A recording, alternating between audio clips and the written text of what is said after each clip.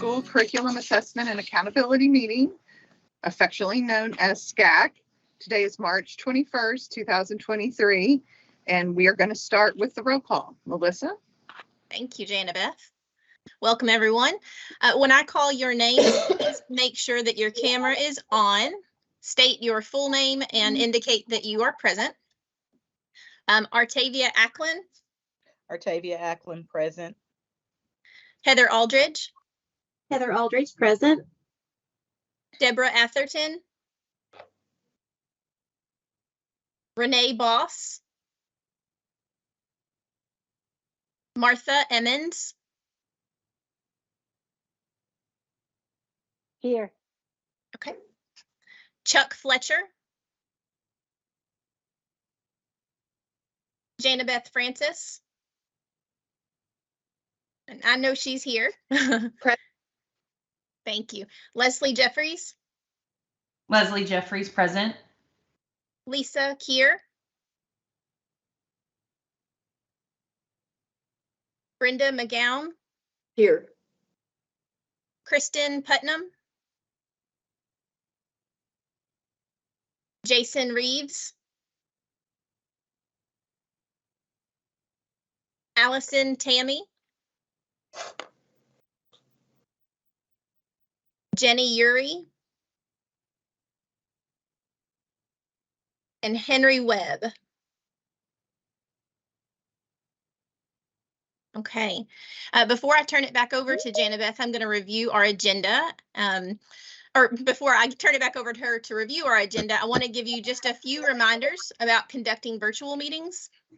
This meeting must comply with the requirements of the Open Meetings Act, and the public may view the meeting via the link provided on that public agenda, which can be viewed on the KDE website. SCAAC members, please ensure that your video is streaming and you can be seen throughout the duration of the meeting. Committee members, please mute your microphone when you're not talking. However, all discussions must be broadcast and recorded. Agenda items will require a vote, and those will be taken via a roll call, so I can record each member. Every time you speak during the meeting, please unmute your mic, state your name, and take a short pause, and this will give our software time to recognize you. Please silence or turn off any other electronic devices that could cause disruption to your sound feed. And I will be taking minutes, and those will be shared with the general public on the KDE website when they're available. So Jana Beth, I'll now turn the meeting back over to you. And I did want to share that I'm going to watch the attendance over in the corner, but as of right now, we do not have a quorum. So I will let you know in the chat when we do have quorum. So we don't have quorum. We're not going to take a vote yet on this. So is Karen Dodd available and ready to go? Karen is the Chief Performance Officer for the Kentucky. Karen is the Chief Performance. So Karen is going to talk to us a little bit about United We Learn and give us some updates on the standing committees. Okay, thank you. Good morning, everyone. I'm happy to be here with you today. So before I get started, if you all could put in the chat, how many of you are familiar with United We Learn? Just put in a yes or a no if you're familiar with what it's all about.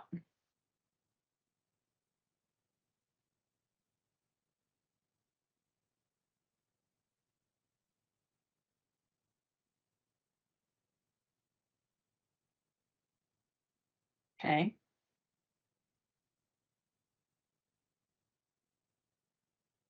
Kind of a mixed bag, it looks like. So then let me give you a little bit of a background before I get started. When Commissioner Glass first started here, we decided to do a survey, which was just to kind of figure out what's working and what's not working in education. And after that survey, we decided that we needed to get some more information. So he went on a listening tour. We did virtual listening tours. There were about 12 of them that happened in the spring of 21. And we asked a lot of questions about, again, it was really to get to what's working and what's not working, but we asked it in a way that what we call empathy interviews, asking people things like, when is the last time you had a good experience within your school? And so it could be from a parent perspective that you're answering. It could be from an educator or a student, anything like that. And so at the end of all of these, this virtual tour, we had a group come together, and that was the Guiding Coalition for Advancing Education. And that was a group of about 60 people that came together, and it was to make sense of all of this data that we had collected through those listening tours. And so they came up with these profiles for all of our different stakeholders within education: students, parents, business owners. I'm echoing. I think someone has their mic on. Where was I? Okay, business owners. So basically, we had like 5 different stakeholder groups, and we came up with profiles of what those groups look like today, what they believe about education, and then we wanted to know what could or should it look like in the future if we make a change in education. And so that became the United We Learn report. And in the fall of 21, we had a summit, the United We Learn Summit, where the report was released. And since then, we have been working toward making this report and all of the themes that we heard from that listening tour and from the survey, making all of that a reality in Kentucky. So we formed the Kentucky United We Learn Council. And so that's what I'm going to be talking to you about now, is the work that's going on within that council. So as I talk about this, if you would think about what roadblocks do you foresee getting in the way of making progress toward a new assessment and accountability system? And we'll come back to that question. So I talked a little bit already about the purpose of the council. It's really to implement that report that was established a couple of years ago. And it is made up of 3 different committees. We've got the Vibrant Learning Experiences Committee, Accelerating Innovation Committee, and a Bold New Future Committee. Those were kind of the 3 big ideas that really bubbled out of the report. There were 10 themes that came up, but as a department, we knew that we can't move forward with all 10 at once. So these are the 3 that bubbled up to the top that really seemed in some ways to encompass everything, but a good learning or a good starting place for us. So the United We Learn Council is made up of 75 members, and we have an interim chair right now, Audrey Gilbert. Audrey is a student. And so we thought, since the members didn't really know each other very well, having an election the very first time they met wasn't very productive. So Audrey, being a student and also someone who's been very involved in the Student Advisory Council and also as an intern at KDE, she was elected to be the interim chair. So all 3 of our standing committees met in early March. They've been meeting monthly, and we're on a cadence now where each of the committees meets the first week of the month. Then on the second week of the month, we meet as a KDE team and our partners. So we've got a lot of technical experts that we partner with that are able to answer questions when they're in these meetings for either their committee or the council as a whole. So that group meets the second week. The third week, we have the L3, so the local laboratories of learning. That's all the stuff that's going on at the local level. So we pull together some of those folks and kind of learn from them. And then that informs what's happening with the standing committees as well. So there's kind of that reciprocity, as we call it. What's happening in the field? Is it working? Is it not working? What questions do our committee members have that they need to ask the L3s in order to shape all of this? And then the fourth week of the month, we get together with the chairs of each of the committees, and they share out what they've been doing for the past month. They can ask each other questions and coordinate and even meet together if they would like to. So on March 6th, it was the Vibrant Learning Experience that met, and they first went over the fact that we're going to be having an election for a new chair of the overall United We Learn Council in April. So Audrey's been there for about 5 months now, and she is welcome to run again, but we've also asked everyone if they are interested in running for chair or vice chair of the committee to go ahead and submit their name. So we're in the process of collecting that nominee information right now. And then before the April convening, we will actually hold our election, and the new chair and vice chair will be named at the end of the meeting in April, the convening in April. So they started off with that. Justin Dunning is the chair for the Vibrant Learning Experiences Committee. He is also a student. They talked about some upcoming site visits that they're going to be having. So they really feel like they needed to get out into the field and learn more about what are the innovative things that are happening in classrooms, so that they can get an idea of what's working and what's not working, and what it really looks like to do deeper learning or project-based learning or competency-based learning, all of these things that we know are being experienced in the classroom today. So they will be going to Marshall and Eminence this month. I think one of those visits is this week and one is next week, I believe.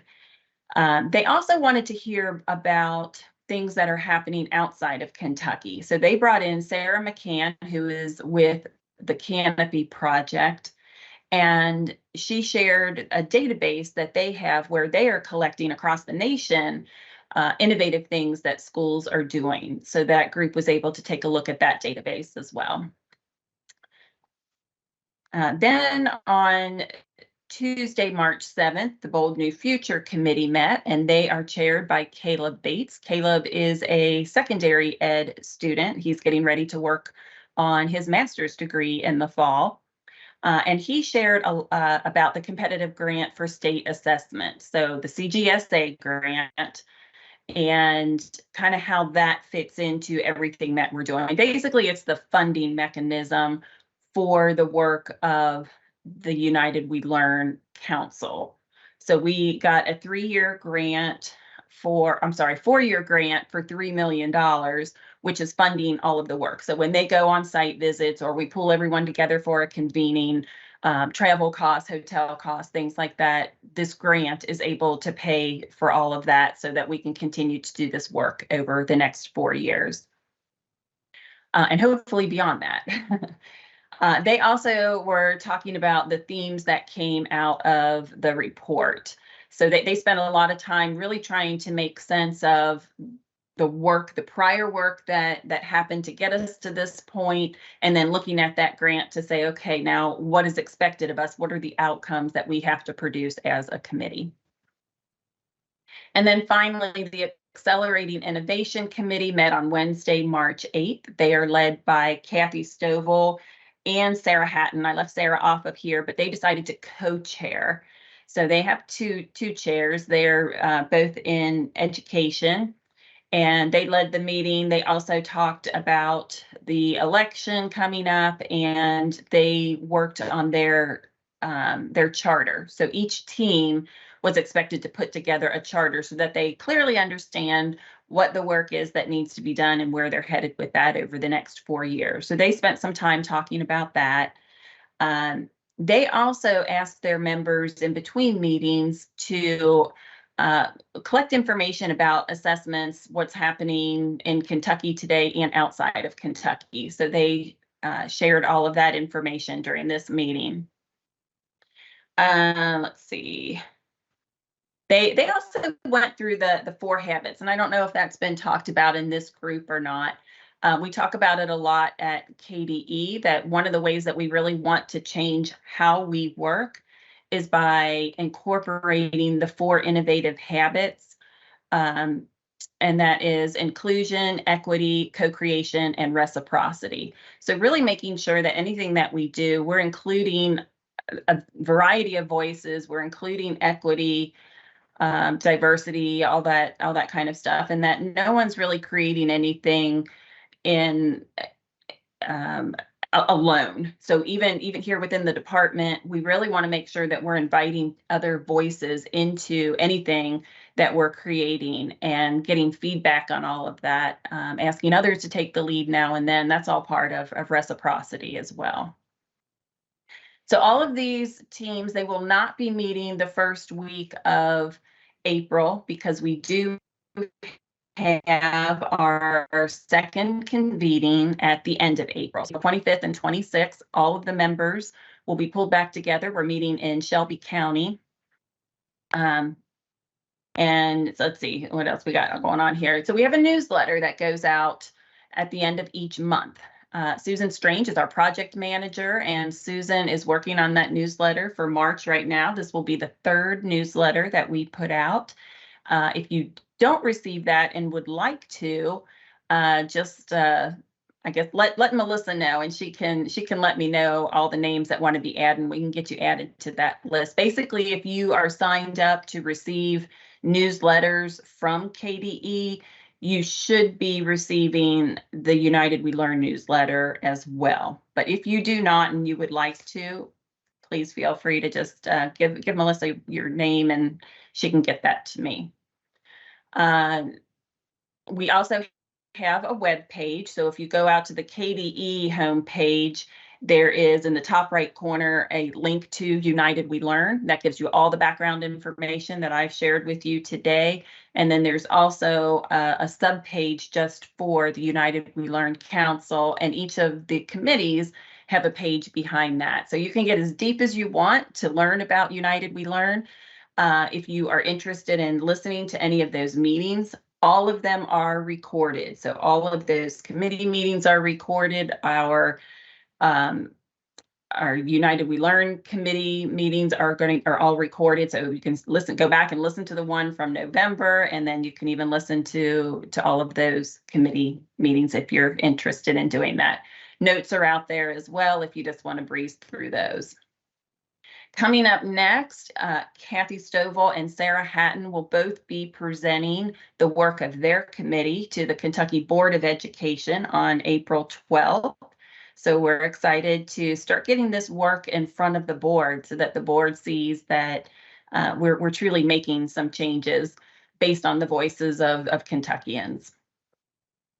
And I think that's all I have for this, but let's go back to that question that I asked about, what roadblocks are really standing in the way of creating a new assessment or accountability system. Feel free to raise your hand or just unmute and come on and speak if you have a roadblock or a comment you'd like to share with Karen.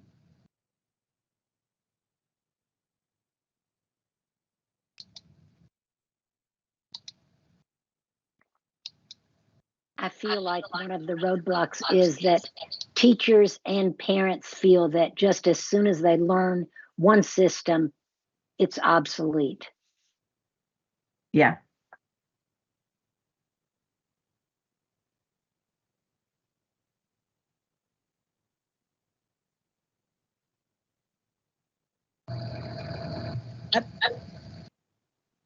I think a huge roadblock is just lack of understanding from some powers that be outside of the Department of Education. I know in Shelby County, we are a part of this work, and we've gotten our community members on board, but it still feels like the blocks are being set up outside of the department. I see the great work that students are doing. It's deeper than what's in a book. They're experiencing learning, and it's real, and they're going deeper. But there's still so many unknowns, and there's still a lot of misinformation out there that makes this type of work difficult. Okay, I appreciate that. I know Shelby's one that we always point to as innovators. You all have been doing a lot of really great things, so it's really good that to hear that you guys are feeling that as well.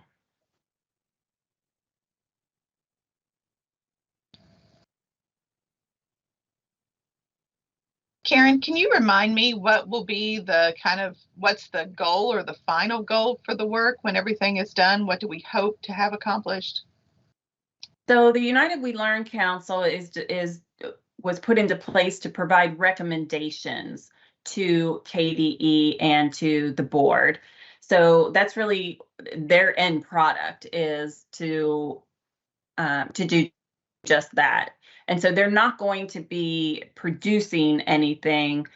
Rather, it's just those recommendations. So what do we want? Portrait of a Learner is a good one. And again, I could go back to Shelby County for that, because they were ones who were really at the forefront of coming up with the new Portrait of a Learner.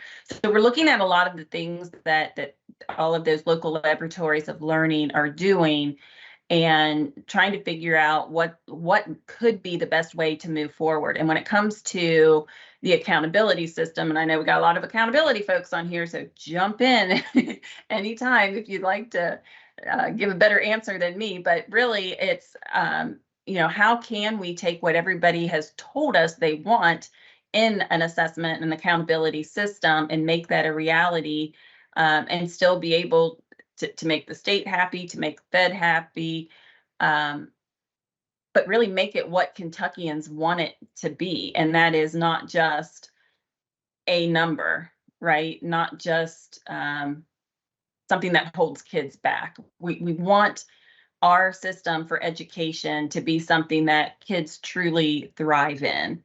And we even heard from students, because we do have so many students on this council, that we had one just stand up and say, I'm here because I have a little sister and I want her to have a better education experience than I had. I go to school and I sit there and I'm bored. That is not what school should be. So those student voices are incredibly important. And that's why you see, 3 of them in chair positions, because we value what they're saying. And they're the ones that we're impacting more than anybody. So being able to listen to those voices and make changes for them is really what we're looking to do. I see Jen popped on. Please take it, Yeah, Jen. sure. I can add to your good responses there, Karen. I think, Janabeth, what we also heard is that from the beginning, that the expectations of educators and the local communities don't align with the state. So they are holding themselves accountable. They want to hold themselves accountable in different ways and do innovative processes and projects and take innovative approaches to education. However, they feel like that they're stifled a bit because of the assessment and accountability systems at the state and federal level. So I think that part of this is to make recommendations for policy changes at the state and federal level, so that these innovative processes can be more supported at the local level. I think a roadblock, in my opinion, is that we're looking for an or, and I think it should be innovation and. And so there's a lot of emphasis on what happens with the high school student. We want high school students to be more engaged. We want them to feel like they have a bigger voice in their learning. That requires a level of proficiency. And I think one thing that would be important from my standpoint is to define, what does the K-8 experience look like so that students are successful? And so that creates an and instead of an or, because it won't do any good to have an innovative assessment if a student does not have a proficiency level in reading and math that allows them to have a successful life, whatever future they pick. And I think people get so focused on assessment and they don't step back and say, wait a minute, have we ever sat down and really said, what does this assessment measure? It measures pretty basic reading and math skills. If you look at the 8th grade assessment and use that as a mark, if a student can't be proficient on that, then there's some work that needed to be done that didn't get done in the K-8 educational pool. So I think there's a lot of emphasis on high school, but we need to make sure that the high school student who's getting to these innovations is prepared for whatever future that innovation leads them to. Great comment. Thank you.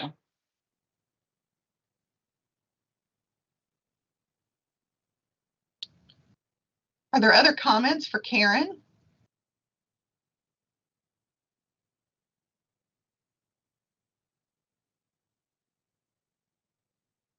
Karen, I thank you so much for coming. Thank you. Thank you all for your feedback. We're going to jump back up into the agenda. We do have a quorum now. So in your meeting material, we're going to go up to item number 3. You received the copy of the minutes from November 15th.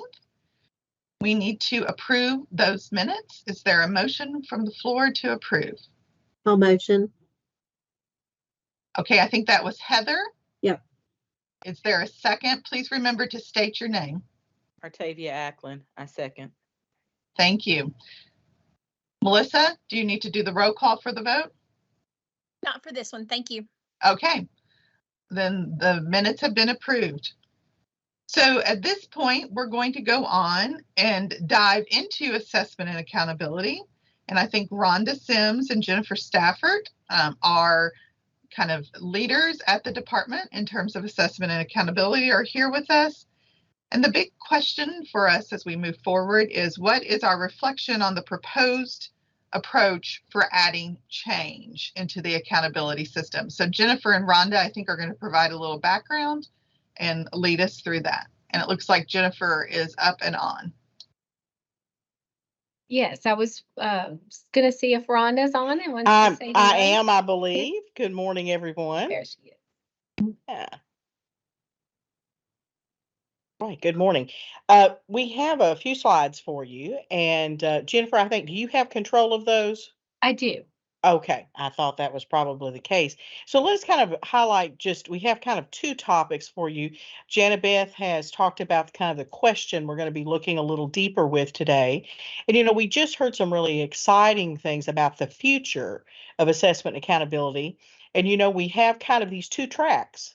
We have kind of the current, what's in current law, what we currently have to do, and we're moving along with those processes. At the same time, we're building a second track to think about how can this be a better experience. And so we appreciate those good comments and Karen's nice summary and the work that's ongoing. And Jennifer's very heavily involved with the Accelerating Innovation Committee. So as we move forward, we'll talk a little bit about kind of the 2 big topic areas for you today in our update. And Jennifer, are you able to advance the slide? Yes, is it advancing for you? I'm not seeing it move forward. Now, it could just be me. Now I see other folks shaking their head. Okay. Are they saying yes, it is going? No, they're saying no. We're still on the title slide. Jennifer, if you'd like, I could take control again, and then you can take it back and see if it helps. Okay, thank you. That's the equivalent of plugging and unplugging it and plugging it back in. That's exactly So all right. of you will relate to that. That's my approach to anything that's technical. I think we still have, it's on Okay. slide 2.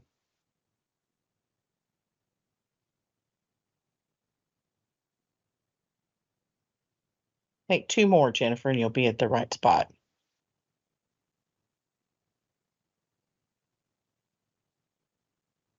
How's that, Rhonda? I'm showing slide 11. I'm seeing slide 9. That is really weird.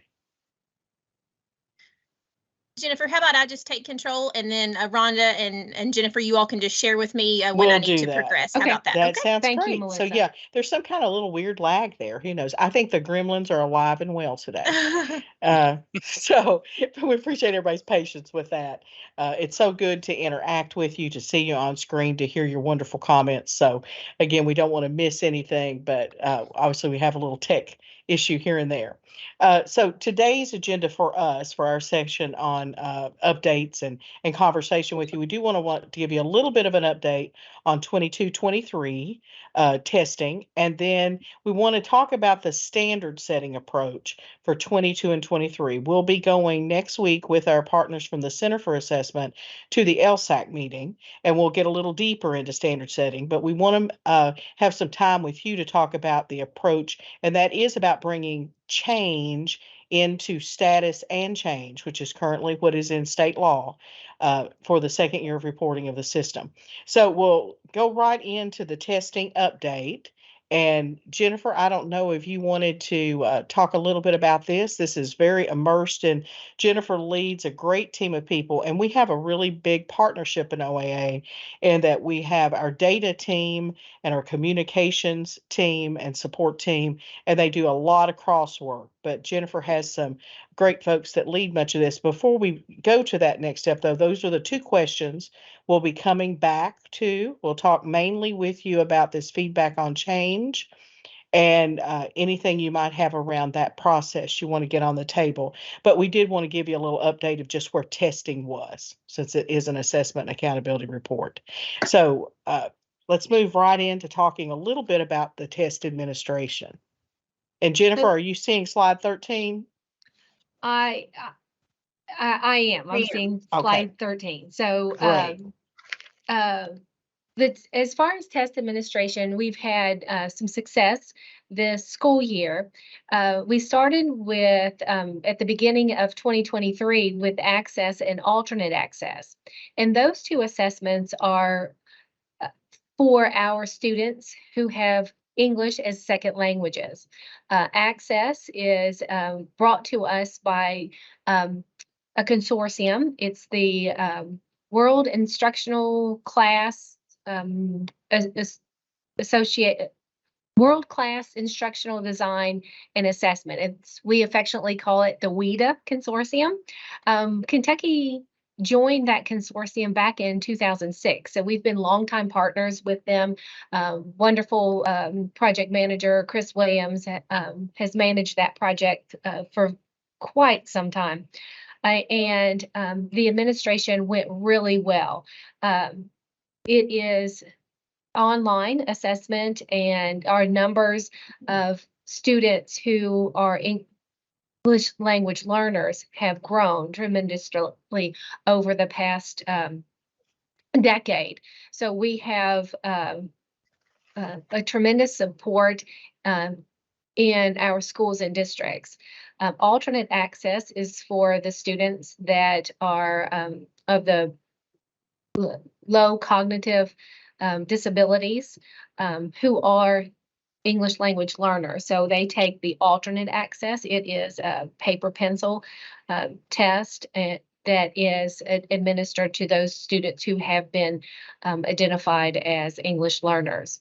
Great administration had a lot of success with those due to the administrators in the schools. Window 1 for the alternate Kentucky Summative Assessment. The Kentucky Summative Assessment is administered during the last 14 days of the instructional school year, but the alternate Kentucky Summative Assessment is, again, administered to those students who are identified in the lowest cognitive disabilities, the 1% of our population, and they take the alternate Kentucky Summative Assessment. We've partnered with our college, the University of Kentucky, to develop those that assessment. And because of the nature of the students that are taking that assessment, it's broken into 2 different windows so that they don't have to take all of the assessment at the end of the school year. So window 1 was administered in the fall. It is a paper-based assessment that is administered one-on-one with the test administrator, the child's teacher, someone in the school that is quite familiar with that student. It went good as well. Then we went to, also in the fall, we had a senior administration of the ACT. Now, the ACT is a it's state administered in the fall. Governor Bashir found monies within the state to offer our seniors an opportunity to take the ACT fall assessment if they so chose. It wasn't a requirement that our seniors take the ACT fall administration, but it was an additional opportunity for our seniors who have been impacted by the pandemic to demonstrate that they have progressed and are ready for college. So that we had a quite large population of students that did decide to take that second opportunity to take the ACT. This spring is the state required state administration of the ACT. So in state statute, it calls for a college admissions exam to be administered to our grade 11 students. And through the procurement process, we had the ACT that was chosen for the contract for that college admission exam. This past week, actually 2 weeks, it was administered online. Now, for this past administration, there were some interruptions on the online assessment, impacted about 1,800 students, and we're working through offering those students another opportunity to take the assessment if they felt like that there were technical issues. If they missed the last couple of weeks or had those interruptions, we are looking at a makeup window beginning today. And so we have online testing that will happen Tuesday, Wednesday, and Thursday for the next 2 weeks. And then for any of our students who have accommodation needs, they do have the opportunity to apply and get paper accommodations. So again, just wanted to bring an update about where we are in the process of test administration for 22-23. We are on track for the Kentucky Summit of Assessment at the end of the school year. It is developed in partnership with Pearson and multiple other support psychometricians, support vendors for that administration. And it's looking like we're on track. We, as a department, have released trainings. We've released multiple resources in support for the administration. We started going out with the scripts yesterday through our Monday DAC email. And we are offering something new this year for the Kentucky Summit of Assessment. We're offering what we're calling office hours, where that the test administrators, the district assessment coordinators, building assessment coordinators can call in, or if they want to be on video, they can do that, and have both KDE and Pearson support staff there to answer any questions that they have. So we're hoping that goes well. We've tried that before with ACT, where we have ACT and KDE staff together to provide that support, wrap our hands around them and give them support and answer any questions that they have as far as administration. So we're going to take that same step because it was so popular with ACT. We're going to transition that to the Kentucky Summative Assessment, and we're also going to do it with the alternate Kentucky Summative Assessment. So lots of support and resources for the administration of the state assessment. Let me pause there and see if there are any questions before I turn it back to Rhonda. Jennifer, I'll add, of course, again, Okay. Jennifer's got a great team, and we really work very collaboratively with our district assessment coordinators. And so Jana Beth and Heather are in those current roles. They filter information up through the backs to us. And I think over time, we continue to kind of refine processes, make them easier for the folks at the district and school level to do. we've listed a lot of testing there. And so I do want to remind you that it's one of the reasons this conversation and recommendations for the future are so important coming out of United We Learn, because presently we're doing nothing that is not required in state law or in federal law. And for the most part, that state and federal law lines up pretty specifically to each other. I would say the one thing we have done recently that was not a requirement is the senior retake of the ACT. All other opportunities, of course, then that was optional for Kentucky students. Schools needed to provide the opportunity, but we had roughly about 50% of students that chose to do a retake at the senior level. And so that is why that conversation of how to modify what's in state law and federal law becomes important as we look toward the future, because even though this is a sizable amount of testing we've talked about, it is what is required currently in the current state and federal laws. Hey, Rhonda and Jennifer, I just want to jump in real fast. And one thing that you all don't mention very often that I think is just makes the feedback loop complete is that you run a DAC advisory council. And I've been fortunate to be a member of that.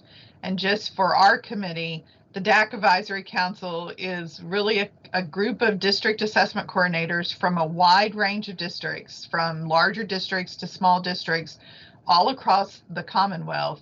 And the whole purpose of that is to give feedback on those logistical things and issues that take us away from doing the important work, and that is educating students. And that council, Kate, the department has been very open with what they're working on, and it really makes you feel like as a DAC, you can reach out and get the support. And so I just want to take this time to say, the assessment and accountability folks are one of the few groups that has had that in place for such a long time with such regularity. And I really appreciate it. And I know my fellow DACs do as well.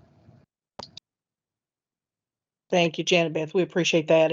And we have, we've used some terms today around co-create, reciprocity, some of those core working principles that we've used with United We Learn. And we do think we were doing quite a lot of that before we got into the process of United We Learn. And we think we believe in it. And so we get better when we interact with people who are in the field. We don't have as much opportunity to talk to parents and community members. That's why SCAAC becomes very important in that process, as well as some other committees that we go in front of. But they are very much in our work. If you're a DAC, you're very much a part of the work and decisions and conversations. So we appreciate that very much, that you're willing to take that on. Any other comments from anyone or a question? And obviously I'm watching chat. Jennifer, I'm not sure if she's able to see chat, but I think she is, since Melissa is forwarding. But let's, I'll pause there for just a moment. Now, most of our questions today for feedback from you revolve around this accountability standard setting process, the notion of how then do we merge in change? How do we kind of take what we learned last year? I'll remind you that last year when we brought a committee together to set the standards for status, the first part of the system, Janet Beth was on that committee and Octavia was on that committee. We'll be sending an email to both of you ladies to see if you're willing to come back again next year. We're going to break it into two parts, and we'll be reaching out to everyone to kind of start getting that committee in place. But let's first, before we move to talking about the plan for 23, let's remind ourselves a little bit of some key things around what we did last year in 22. And these slides, at least a version of them, will be used with LSAC. I think they're mainly the same slide, but there might be a little slight language tweak somewhere. If we talk about the principles of setting standards for an accountability system, meaning a color rating in the end for schools, there are a couple of things that we think are obviously high priority to that. The idea that we comply with any legal requirements Again, we've mentioned state law already this today, as well as federal law, and reflect any policy priorities, anything that come from groups that we talk about legally. Their LSAC has an approval authority on the standard setting cut points, and then obviously the Board of Education sets policy for the state and for KDE on education issues. So we'll want to be mindful of those two topics. We'll want to involve a representative panel of people that have the appropriate expertise. We had a fabulous group last year with a variety of backgrounds. And again, Jana Beth and Octavia were from this group that served on that committee, and obviously bring a lot of educational experience and expertise to the process. The third thing, the idea, this is a structured, judgmental process to help set these cuts, but it's grounded in clear definitions and data and feedback, and a very formalized process that's well documented and transparent. So those are sort of goals we had in the work last year. Those are important goals we would bring forward to the work this year, or those guiding principles just for the process. As we move to the next sort of background slide, and Jennifer, I don't know, Okay. do you want to go back and forth just a little bit here? And did I hear Ben? I apologize. I should Sure. have been on mute. No, oh, I'm sorry. I thought you were needing us to do something technical, Ben. That's no problem. Jennifer, do you want to go back and forth on these, or do you want me to keep going till we move to the new? Sure, you can. I'll jump in when When we get to 23? yeah. Okay. Okay, sounds good. So as we talked about the kind of that guiding principle, then let's talk about what happened in September of 2022. And we brought together a 26-member panel. We had a few extra positions. We had a person or two that were not able to attend. We met for a day and a half. And the steps are outlined here. I won't read all of them to you, but it was important to start with some sort of general descriptors, is what they're referred to, that indicate what do we expect out of an indicator and what do we expect out of the overall rating for schools. We had various rounds of making judgments. You made individual judgments. You had opportunities to talk to each other. You had opportunities to shift your judgment. And you also were able to see impact. If the judgment stays at this point, what does that mean for the outcome? And we think that's a very important piece of this as well. So we had indicator ratings, multiple rounds. Then we also looked at the overall of the status, and there was good conversation. Sometimes disagreement, but we worked through that. And if they wanted to shift something as a group, it required 2/3 of the group to vote to make that shift. So again, very structured, very controlled sort of process with sort of rules outlined. And then there was a meeting evaluation and a documentation of outcomes. And obviously, we looked at those evaluations, and you're going to see that as we talk about planning for 23. The standard setting event, we've used staff from the Center for Assessment, which is a very well respected national group of testing psychometric experts. Many of you have met Brian Gong, or Brian has sort of led the work in Kentucky, but he has a number of colleagues that are working with this process. Laura Pinsanu and Chris Domoleski are the three individuals. And again, the KDE and the Center for Assessment staff, we met with the local superintendent advisory council in September to get the approval of the cuts, and we will go to them next week to talk about this process, what we're doing with you today. So let's move on to the kind of what we learned. This was kind of a general sort of process of what we learned from last year. So let me share these with you. For one thing, it's a complex process. The scope of what we ask people to do, the complexity of thinking around it is challenging. It's critical that we got sufficient time to prepare, to train, to support, to have people to have the conversation, because it was an intense day and a half level of work. That building on a consensus for very clear descriptors for both individual performance. We build this notion of descriptors on what we've done with individual children performance, but then we're taking it up to the indicator level and the school indicator level.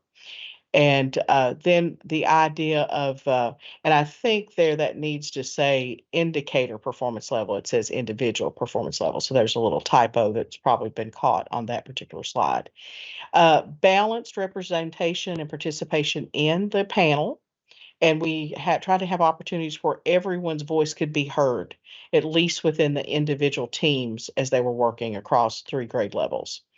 Allowing ample time for discussion and for making judgment, as obviously very necessary to the process. The credibility of the process is very important, getting people to weigh in and understand the process, be okay with it, so that we can accept then the recommendations that come out of that process. And then LSAC wanted more time to review the recommendations. They only had a few days last time, so we built in a schedule that we'll share here in a minute that allows more time. So I'm going to go to one more slide, and then we'll see if Jennifer wants to weigh in on any of this before we talk about the future. So good news, bad news with how last year worked. It was successful. We got cuts in the end, and we learned a lot with the process. Now, the bad news is the complexity is even greater this coming year, because we not only are looking at status, we're looking at change. So we have two big elements to account for. So let me pause there and see if Jennifer would like to share any additional thoughts. And then obviously we have 2 people with us that were part of the process. So at any point, ladies, you feel free to weigh in as well as we talk about this. Jennifer, anything you'd like to emphasize there or add from that, just what we learned from 22? Yes, I think that I would just emphasize the fact that the participants that took place and were there in 2023, they were so crucial and so critical to the outcome. Their recommendations were taken to the Commissioner of Education, because in the legislation, the piece of legislation says that the Commissioner of Education and the local Superintendent Advisory Council are the ones that make the determinations. The standard setting committee make the recommendations to the commissioner and LSAC. And those recommendations were thoughtful. There was rich discussion, as you can imagine, on setting cut scores for the schools and districts, because it is impactful and meaningful for those individual schools. And so the individuals that were there and part of those discussions felt that enormity of those decisions, and they were very, very thoughtful. And so we're looking forward to making enhancements to the process. Although it's going to be a similar process from last year, as Rhonda mentioned, we have learned a few things that will enhance the process this time. So Janabeth and Octavia, do you have any reflections from last year?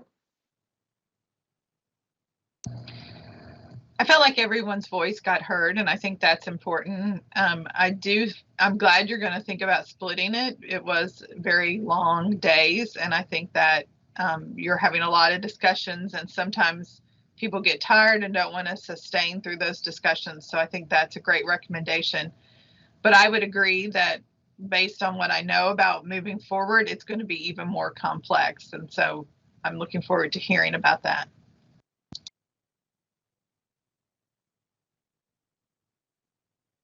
Octavia's giving the thumbs up that she's good. She's giving the thumbs up. Great, That's great. I didn't see her on my screen. Thank you, Jenabeth, for that.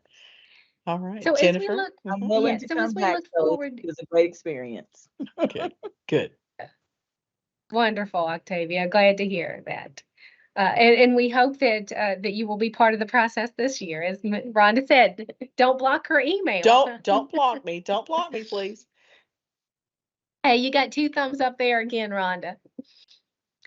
So looking ahead, as we mentioned, we're going to take a very similar process over a few days. We're going to expand the process into a couple of different sessions where we look at those indicator performance level and the school performance levels separate from the standard setting, so that, as Jana Beth mentioned, that it is more sustainable, that people can focus across multiple days, and just that cognitive load gets tiresome, and so we want to be able to give those time that they need to be very thoughtful about.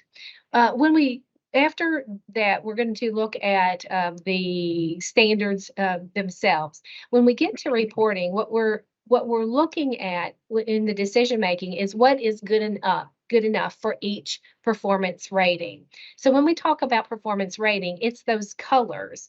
So as we move to the next slide, and I think, Melissa, that is slide 22. What we've got in our system, there's an overall for the whole school, and there are indicator performance levels, and then within the indicator performance levels, there is status and change. So on this slide, what you're seeing here is an indicator with combined status and change. So if we break this down a little bit, we have 6 indicators, and the indicators are state assessment results in reading and math, state assessment results in science, social studies, and writing, post-secondary readiness, English language progress indicator. We've got graduation rate, and we've got the quality of school climate and safety survey. Now, the graduation rate and the post-secondary indicators are only at the high school level. So the elementary and middle school have the other 4. So when you look at each of those indicators, each school will get this overall indicator score. So over on the right-hand side, you can see that this is an example of how the school report card could look moving forward into 2023. So each school will have an overall performance level, and that for the indicator, and that will be from blue to red. So you can see that the blue is at the greatest level, and then the colors change as you move throughout the different performance levels. So you can see green, yellow, orange, and then red is the lowest performance level. Then part of the big decisions around each of the standard setting will be this status and change.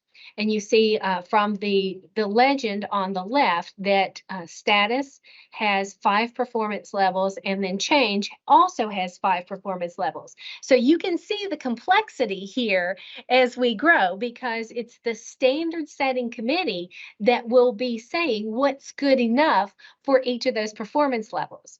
So for status, you have from very low to very high. So you have very low, low, medium, high, and very high.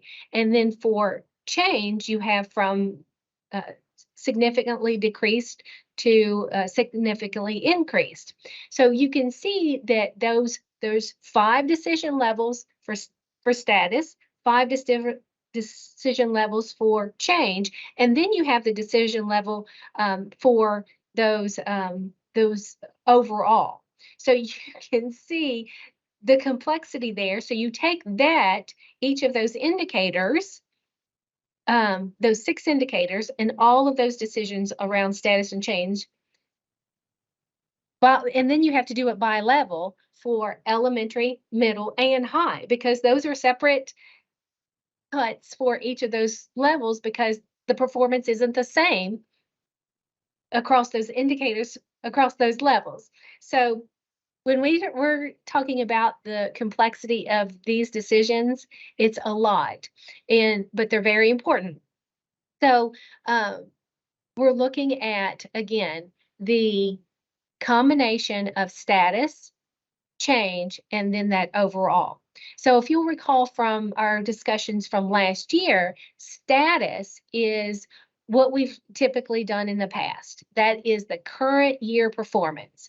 So we're getting ready for the students to take the Kentucky Summative Assessment. They've taken parts of the alternate Kentucky Summative Assessment.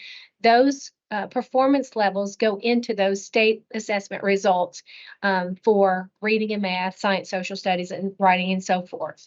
So those contribute to those indicators. So that's status. For the quality of school climate and safety, it is on the survey that they take. EL progress is a little bit different when we're talking about the students who just took the access test and alternate access test. That's a bit more like individual student growth. For post-secondary readiness, there's a variety of measures that students can achieve to demonstrate post-secondary readiness, graduation rate, and so forth. So, but it's that current year performance for status. Now, when we get to change, it is that current year performance on the indicator compared to what the status was for that school from last year. So last year in 22, we set standards and reported on status.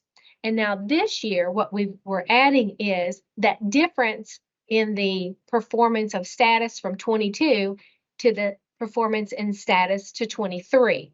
So it's by school. So the status from one year to the next is the change aspect on each of those different indicators. And so those standard setters will be pulling all of that and making determinations on each of those different levels. So if we go to 23, then what this demonstrates is how it may be reported for, and I think this is a middle school example. So you see that for middle school and elementary, will be very similar, would have each of the indicators, and then this overall indicator performance rating by indicator. And you can imagine then for high schools, they would have also post-secondary readiness and graduation rate. And then finally, the overall in slide 24, then they take each of those indicators together and combine all of those indicators to get an overall performance rating that combines each of those indicators across the school for a color rating. So you can see here that there will be an overall school performance rating that combines all of those indicators. So again, that is the process will be very similar to what we did last year. And looking at slide 25, the standard setters will and participants will make recommendations to set the cut scores for each of those components. So if you want to say those status levels from very high to very low, those change levels from increase significantly to decline significantly, and then they'll look at those overall levels by level for those that overall piece that combines all the indicators. So let me pause there and see if there's any questions about the process before we look at then the time frame.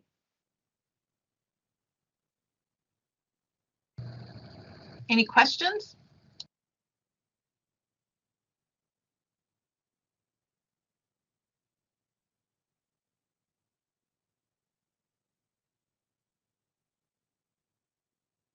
Okay, well, let's move to 27, and then as you're thinking more about your questions.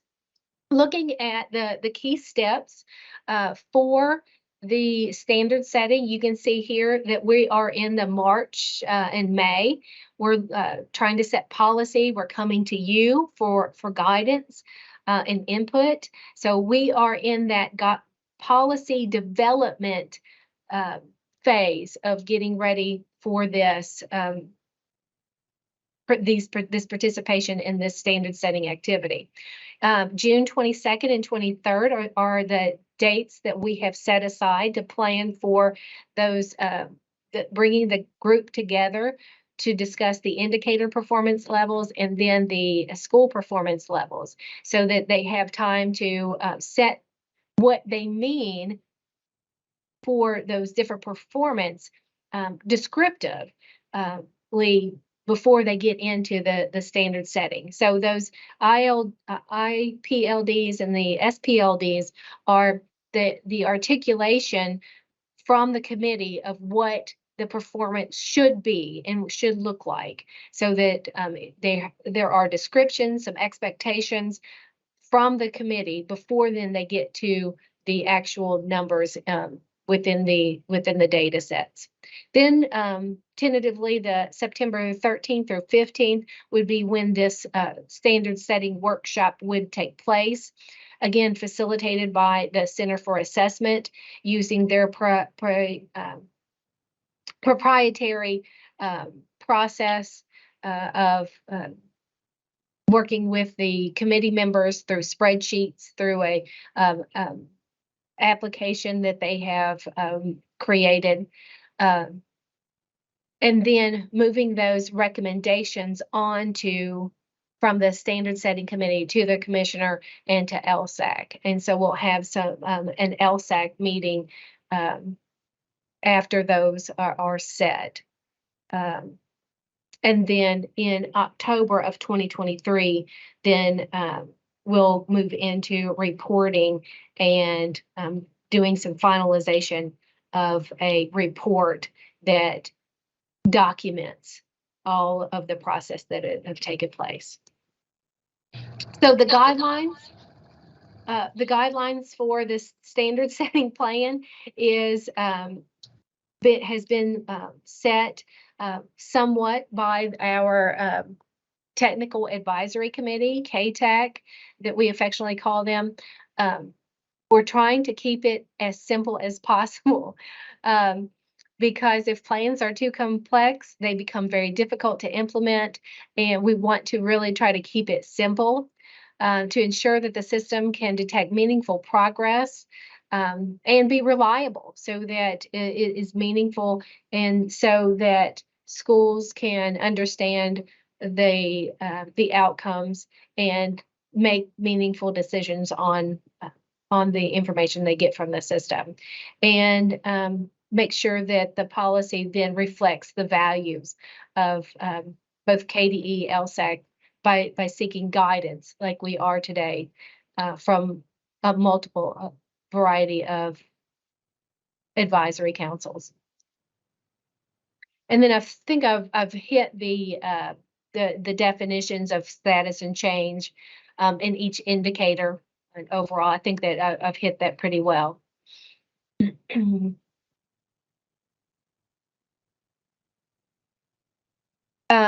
As far as the new in 2023 to incorporate change, Rhonda, do you want to take? Sure, I can add in here, Jennifer. As we talk about then how do we bring change in, how do we compare the year 2 to year 1? These categories, and I know we had some conversation last year about people didn't particularly love some of the labels. Again, the labels are defined in statute, so we kind of have them to incorporate, don't really have the ability to change them. And so without going back and changing the base law. So you can see that, we are going from increased significantly down to decreased, or the opposite direction, depending on if you start at the more negative side to the positive side, and then the same level. And part of, I think, the challenge is going to be, do the levels of change have any dependence on your starting level with status? That's one of the pieces we need to talk about with LSAC tomorrow. So let me give you kind of a very simplistic example. If you have a school that's very high performing on status, so they're up there in the top, they've got a blue label on them, they're very high performing. They don't have as much space to show change because they're already up near the top. This kind of a reverse effect can happen on the lower end, really kind of again at the extremes. You can have a very low performing school that is got lots of room to show change, but the change may look different there. And we're going to look at some data with LSAC as well about how do we see change. I think sometimes people take the approach when you say something has changed to it, we tend to think, oh, that's positive change. But change can be negative as well in terms of actual performance and numbers. So part of this conversation is how to handle those more extreme ends, particularly of when your status either starts very low or very high, and then where along that range. When we talk about the law, kind of talks about both of them being equally weighted, but really mathematically that doesn't work. Uh, so you have to kind of think through how to combine the status and the change together. And so that will be part of that conversation, is that dependency. If the levels of change will be somewhat dependent on where you start, and kind of walking through those policy kinds of thinking around that. And then we'll obviously have decisions. They'll be made separately for each of the 5 status levels as well. And then you've got those change values. The last point I want to highlight there on the slide is because we have some different scales that are used in the assessment accountability system, like graduations on a 1 to 100 scale, proficiency and distinguishes on a 1 to 125 scale. There's some differences in scales of the numbers. And last year we talked about that because it was kind of hard to get your head around the fact there were different kinds of ranges of numbers. And so part of this will also talk about scaling those weights together to make them easier to understand for people, because that came up, I think, in last year's discussion quite a bit. So these are just some kind of general points, but I think part of this is working through any policy kinds of things around that. We think it's important that LSAC have some discussion on that, both in March, and again in May, because again, LSAC needs to weigh in on the process and any sort of policy, but it's the role of the committee to set the cuts, to absolutely set the cuts, and then come back for that approval. Let's move on to the next one, and then we'll be at a point for questions and commentary. So let's go to 32. This is just an outline of steps. I'm sorry. Go back to 31. I got my numbers wrong there. Thank you, Melissa. You're all over it, dear. Appreciate that. So when we look at the approach itself, we'll have these steps of the process in September. Then again, June will be about working on the descriptors. And you may remember last year, for the ladies that were involved, that was quite a bit of our time, talking through and working through those descriptors and making recommendations. And the recommendations you all made last year are being incorporated in the first version that you see this year, and in that June work. So having the ability to talk about those descriptors and how you describe performance will be very important in June. That will actually then keep that September time available to actually look at that data and recommend those cuts. So the steps here, I won't go through each one of them, but the steps are similar to what we did last year. We'll look at those starting points of status, then we'll establish change cut scores for each indicator based on the difference. And then we'll do indicator ratings using a decision table. That's the relationship between status and change. That's a little bit like the 5x5 tables we've shown in the past that have color. And then we'll examine the profiles, the data of schools. You'll see live data. and then propose those cut scores. So those are like the 5 big steps, and there'll be rounds of performance, just like we've had before. Then again, the authority for approving is KDE and LSAC. So it's a shared approval, but it doesn't spell out in the law exactly how to approach that shared approval. So we'll go to Dr. Glass for KDE, and then we'll go back to the LSAC committee for their weigh-in. So I'll pause there before we flip on the questions on the next one, and let's see what questions we might have from the group. And Jennifer, feel free to weigh in and emphasize anything additionally you might want to. Okay, I'm going to start with a simple one, which if we go back to the timeline, let's see, I think that's slide 27. So when will schools and the public know their new status change and combined? Will it be late October? Are we looking at another late October release of that? I think we'll be mid-October at the earliest. And obviously we would do something where DACs see it first, like we've always done, and have that opportunity to see that and have conversation. I don't think we have a lockdown date, but it won't be early October.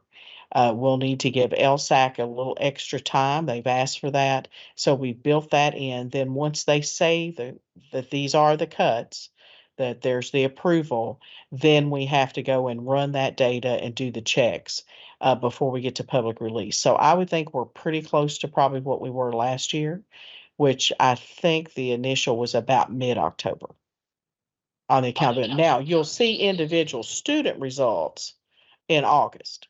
So you'll still get back the test results earlier, but the accountability will still be mid-October-ish. I think we don't have, a firm date yet, but we'll be us developing that here pretty soon. Jennifer, would you add anything different to that? No, I wouldn't add anything different. The only, the piece that this group may be interested in is the fact that we will have a quality control day. And that's a typical quality control step that we take before we go public with the data, so that there is the opportunity to review the accountability ratings prior to them going public, so that the schools and districts would be able to review that, find any issues or errors prior to then releasing it in the school report card. Okay, other questions from the group or comments?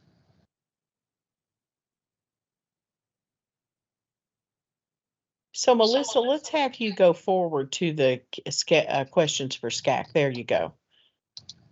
Slide 32.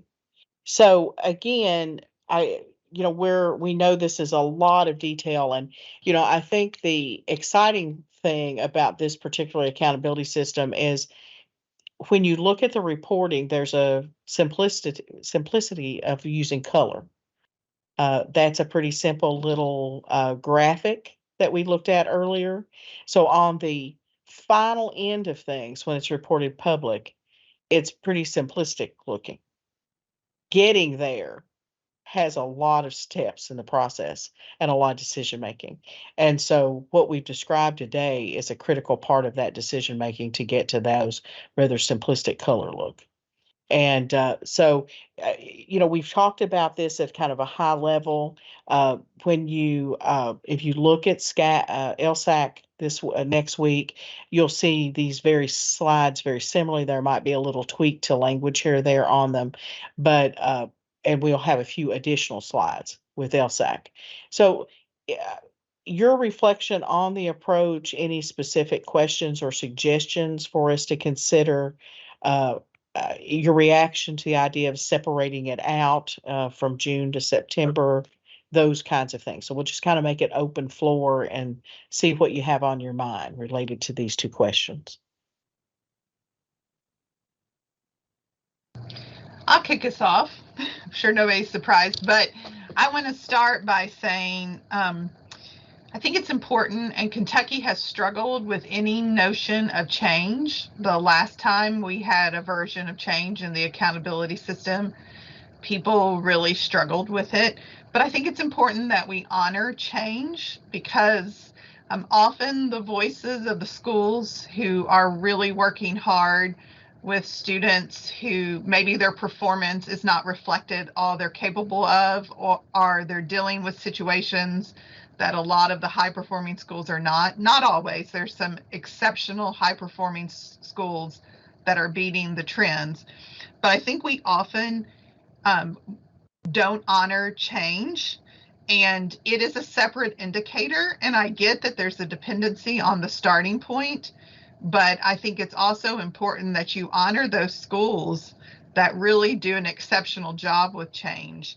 And so I think the challenge is going to be how to keep this simplistic. Ultimately, the percent of change is what you would be looking for. And I think we hear loudest from school leaders at high performing status schools. And we hear their voices loud and clear when it comes to change. But I often don't think that we get to hear from those schools that actually produce strong change, but don't ever get to that high status that some others do. And so I just want to make sure we kind of honor that. And I know it's very tricky, but backwards performance is backwards performance. And so I think you have some flexibility when you look at the top 3 levels. But if a school is going backwards, even if that student population started off proficient, they're still declining in that area.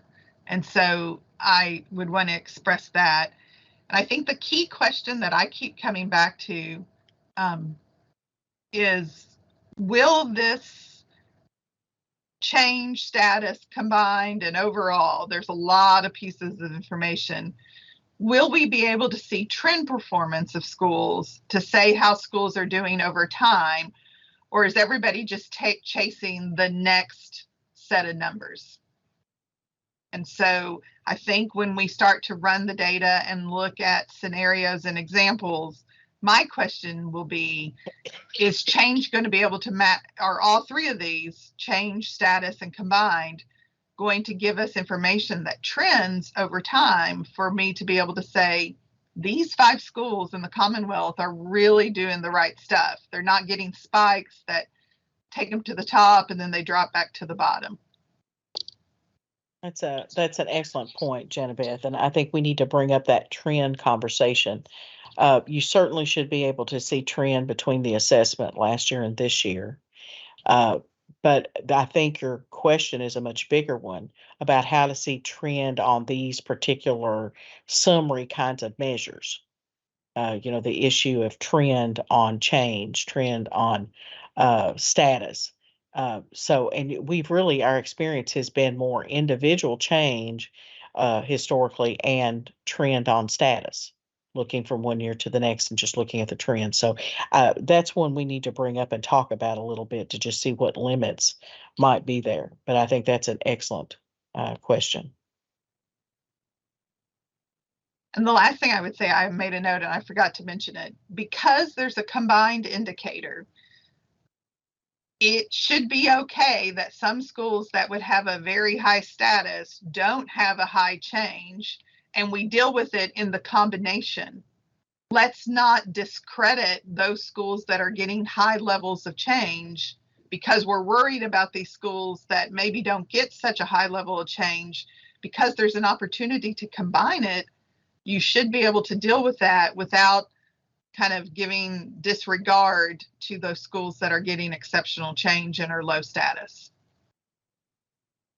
Correct. And I think that will be, again, sort of that emphasis of how you combine the two. What's the policy around that? And I think you've articulated really sort of a policy kind of position around how that change and status interact together.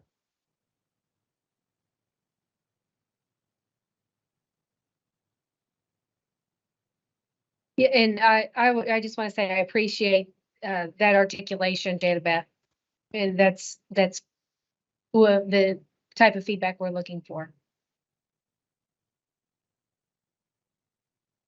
I think the other change that's important to acknowledge here, and we don't have these types of schools anymore, but I know a lot of my colleagues do, and that is schools that meet the minimum in count, but 5 or 6 kids make a big difference in their status and change each year. And so it's hard for those schools to say we're making a difference sometimes, because just a couple kids come and go, those real kind of low enrollment schools, I think change and status for that point, but really especially change is going to be tricky for them.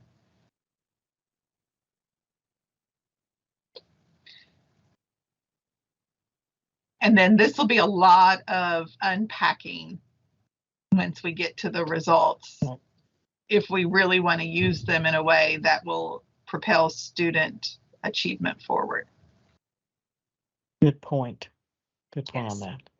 And as Rhonda mentioned, the overall color, it's very simplistic to demonstrate that, but the details of how you get to that overall color, by looking at those indicators and then going farther down by those indicators into status and change, that unpacking is a really good word for that, because that's where the details will come.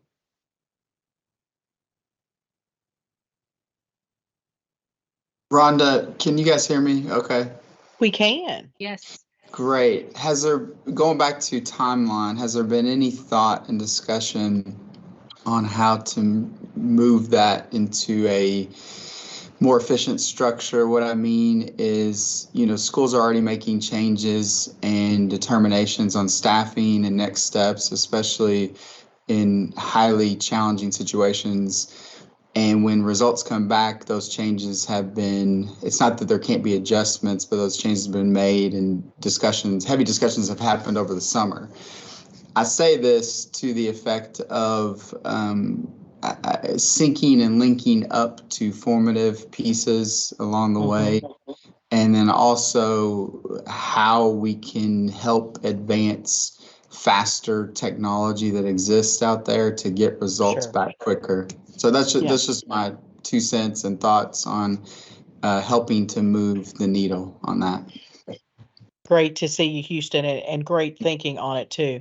I think getting quicker results in the assessment side is an easier lift than getting the quicker result on the accountability side, because the accountability is putting so many pieces together to make the decisions.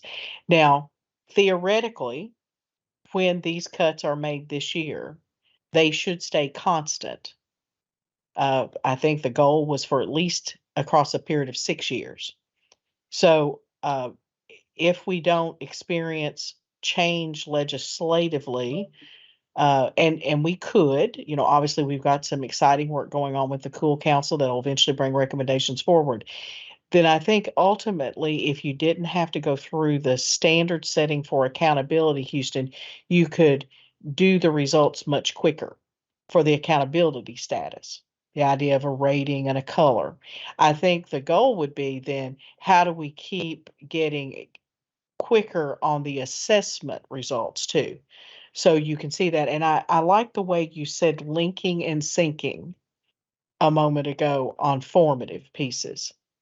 We know schools have invested in a variety of either purchase formative products or maybe something they've generated and created on their own. But that is the real change element for individual learning for students, because you're getting a quick feedback that teachers can go and implement in the classroom. But the key is then, does it sync up nicely with what you get in the end from the state system? Do you not, you don't see surprises when the state results come in. So I do think that, how we can get to that becomes critical. We will have the assessment results for students, I believe, quicker this year than we had last year. Isn't that the calendar, Jennifer, if I have that in my head correctly, I think our goal is to get the results out for individual students in early August, and we were a little later than that last year. That's correct, Rhonda. And we also want to provide those released items earlier than we have this past year. Right. The goal was to try to have the released items out around the same time we had the individual student scores. So that would give Houston some things to sort of link to in a more meaningful way. And in fact, that kind of leads into something later on the agenda here with SCAAC, but how to use those release kind of information where you actually have the items and you can see how your students performed in a better, more meaningful way. So, Hey, this is Jana Beth, and I think Houston brings up something really good. This idea of using those results. And I will tell you, even in my 20 plus years as a DAC, I think there's still a lot of confusion around me being able to use the assessment results before the formal accountability release. And so something that I think KDE could do that would really propel this idea of the student results are what should be driving our changes in instruction more than a color or a status or a change. I think if we could have some very clear examples of what you might do when the student results are released. I'm thinking about, like my data tools. Most of them rely on individual student level results, or at least a couple of them do. And I think we need to elevate that conversation as soon as the student results come out so that we can get schools actually using those, not worried about the color, but worried about our individual students in my school making progress. that's a good point. That's a very good point. I saw Jennifer taking a note, and I was as well. But I'm sure there's others on the call that were doing the same. That's very good conversation from both of you. This is Leslie Jeffries. I just wanted to. Yeah, Leslie. Hey, good morning. I just wanted to kind of piggyback off what Jana Beth said. As a parent, my background is not in education; it's actually in healthcare. So I applaud the efforts and just the display and the look and feel of those reports. I think is really going to resonate with a lot of parents. And so as a parent, when we historically would get those assessment results, it's just one snapshot in time. And so being able to see that change, while I understand the complexity of what goes in and how you move the needle one way or the other, for me as a parent, that is extremely meaningful to understand and know, is my child getting what they need? Is there, some sort of curriculum that really bumped their score this year that, we need to talk about at a PTA meeting or, applaud those educators that are doing that. So I just wanted to add that because I really do think that it's going to have hopefully a positive impact in parental involvement in, how are they performing? Have they changed year over year? And that trending is going to be so important. So congratulations. And thank you, Leslie. Yeah. Jennifer, do you have any comment on any reaction to the comments so far or anything you'd want to share? Just back to Houston's timeline for getting results. I mean, that's been a goal from KDE for many years, is to get especially those assessment results out quicker. I think that we're pushing our assessment vendor to get the released items out. Not with the individual student results, but maybe a month or so afterwards, but definitely sooner than we did last year. Last year, what we did was had the accountability results and then the released items for our schools. The goal is to release those released items and the associated data prior to the accountability system. So we're hoping that individual student data first, then the released items, and then the accountability system. That's kind of the sequence in which we are focusing on, because we want those that individual child first, because that's where our focus is for those students. And then, as you can hear, the complexity of all of the steps for the accountability system. And if we can get those changes in place and implemented, then hopefully in the future, then it would be a little bit faster on that. Other thoughts for Rhonda or Jennifer? As always, you can reach out to the two of them and give them any comments. If you're driving along or having some lunch today and you think of something, definitely reach out. Absolutely. So I'm actually the next item on the agenda. So I'm going to talk a little bit about the released items. And if you want to go ahead and move to the next slide, that I can do it now. Here we go. So KDE spent a lot of time getting released items out. And again, I'm showing my age, but I'm finishing my 21st year at SCAAC. And there has never been a request more often voiced than, can we get more data out? And so I will say that it was great that KDE was able to release some items and get that information out to schools and to districts. I'm going to share what we did in Davis County. And I just want to share with the group that I've had the opportunity to actually share this with a couple of groups of DACs across the state. And so I feel really good about that. But what we did in Davis County was we focused on how the released items would actually serve as professional learning for our teachers to better have, to increase their understanding of the Kentucky Summative Assessment. And so one of the things we did was create a site using the items that our vendor Pearson created, just so our school leadership teams and any member in the district would have all the information. But I want to focus in on the professional learning model that I hope you can see on your screen. So our goal was to start with this idea of what content do students need to be successful on the test, as well as what craft. We believe in Davis County that the task that students do each and every day really predicts their performance. And we started talking about craft as what you have to do to be successful on an applied knowledge assessment. So if you haven't looked at the released items, you should go in and try to take the social studies test and look at how students answered questions on extended responses and short answers, but really just thinking that it's all about how you apply your knowledge as a historian, civics engaged learner, how you apply your information as a scientist, as a reader, as a writer. That is what the Kentucky Summative Assessment is all about. So we started by asking teachers to think about content and craft students would need to be successful. And then we actually had them take the test. And taking the released items test is important because as the administration code, you cannot sit down and read the test and you're not supposed to do any of that. So this is a real opportunity for teachers to experience what it's like for students to take the test.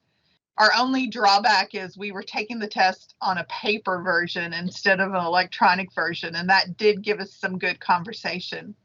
And then after they take the test, and this is probably what I think is really important, even though the released items included this information, we wanted teachers to get into their standards and actually find the standard that connected to the question.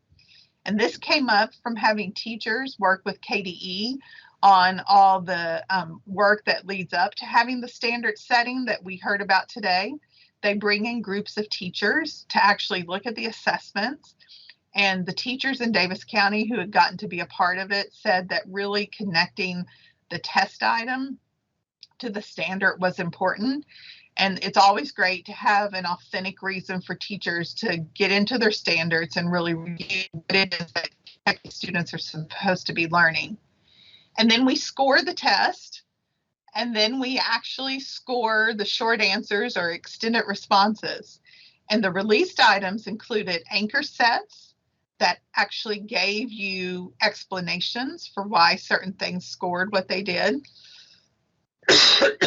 And we checked those answers and we could repeat it with the practice sets. And so we were able to design professional learning experiences for all the components of the state assessment. And I'm just going to click into social studies and show you an example.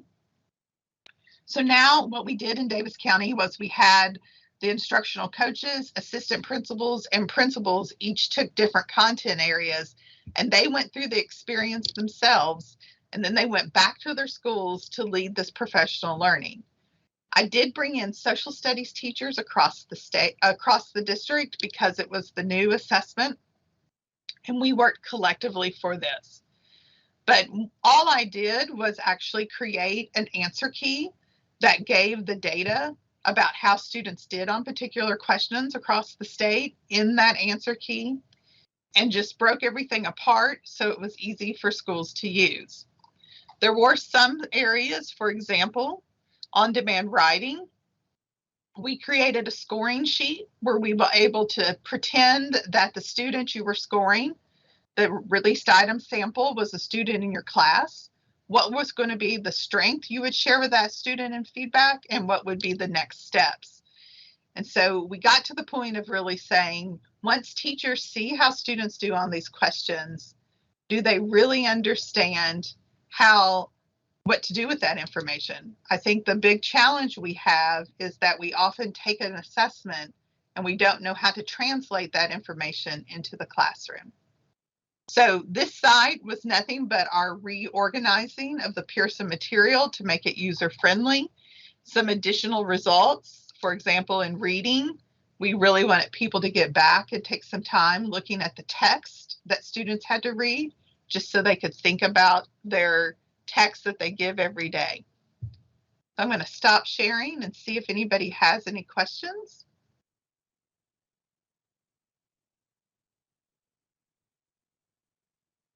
Janabeth, I don't have this is Brenda McGowan. I don't have a question.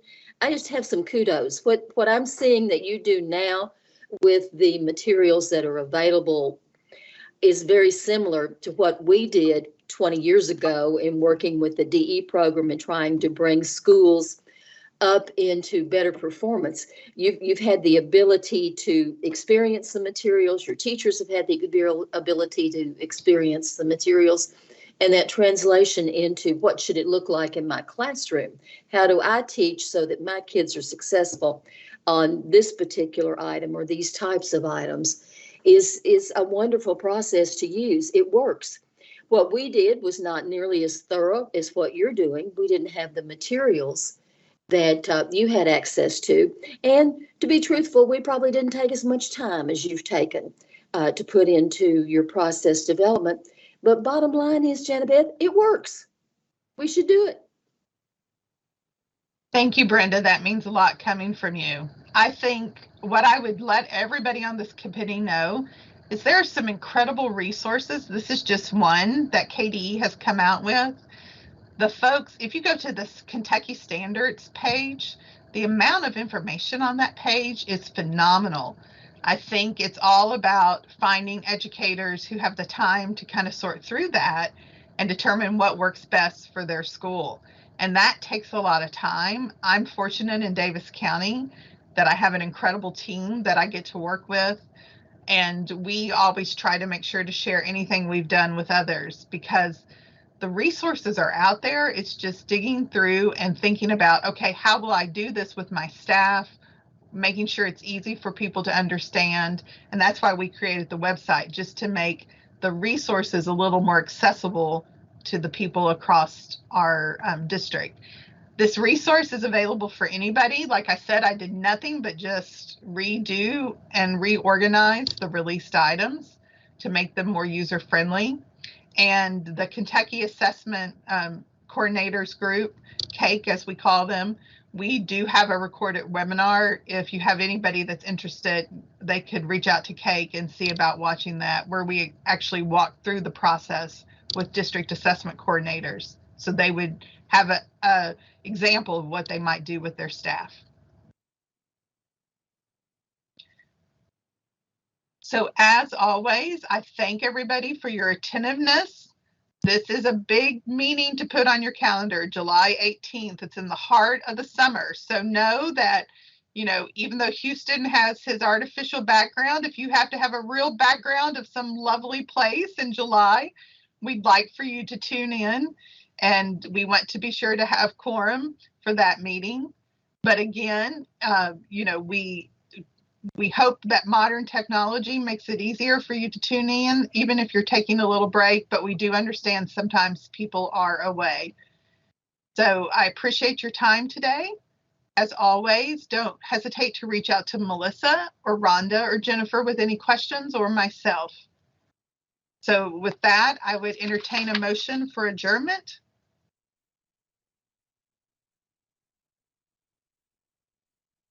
Okay, I have Martha has raised her hand. Do I have a second? And Brenda has raised her hand. So has Leslie. So I think we have enough people wanting to adjourn that I'm going to call this meeting adjourned. Thank you, everyone.